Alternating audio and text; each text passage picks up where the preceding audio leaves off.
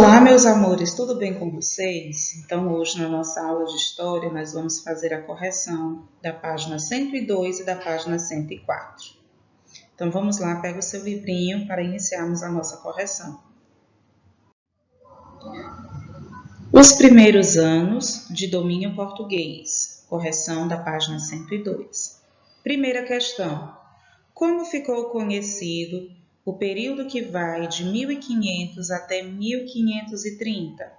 Resposta: o período que vai de 1500 até 1530 ficou conhecido como período pré-colonial. Segunda questão: sublinhe de vermelho as frases verdadeiras e de azul as frases falsas. Então, letra A. Várias expedições mapearam a costa brasileira. Sublinhado de vermelho, porque essa afirmação está certa, é uma afirmação verdadeira. Letra B. As feitorias consideraram como fortes, serviam para proteger o território português de invasões francesas. Também sublinhado de vermelho, porque essa afirmação é verdadeira.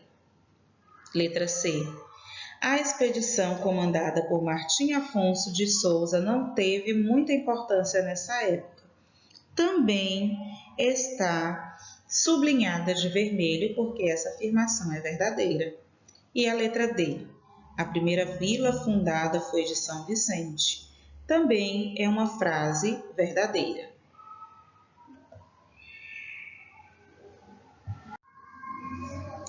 Terceira questão.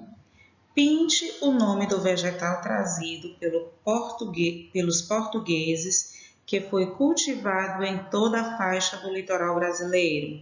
Resposta correta: cana-de-açúcar. Quarta questão. Desembaralhe as letras e descubra o povo que, após várias lutas, os portugueses conseguiram expulsar. Então, organizando aqui essas letras, a palavra forma franceses. Quinta questão. Siga os números em ordem crescente e descubra uma grande riqueza do Brasil. Então, seguindo os números pela ordem crescente, a palavra foi formada pau-brasil. Correção coletiva, página 104, período colonial. Primeira questão. O que caracterizou o período colonial? Resposta: as lutas entre europeus e indígenas e o processo de escravização dos africanos caracterizaram o período colonial. Segunda questão. Pinte de azul as frases verdadeiras e de vermelho as frases falsas sobre o período colonial. Nesse período, o açúcar era um produto muito valorizado. Então, essa afirmação é verdadeira, foi pintada de azul. Esse foi o menor período da história do Brasil. Então, essa frase foi pintada de vermelho porque é uma afirmação falsa. Durante esse período, os portugueses não tinham interesse pelo Brasil.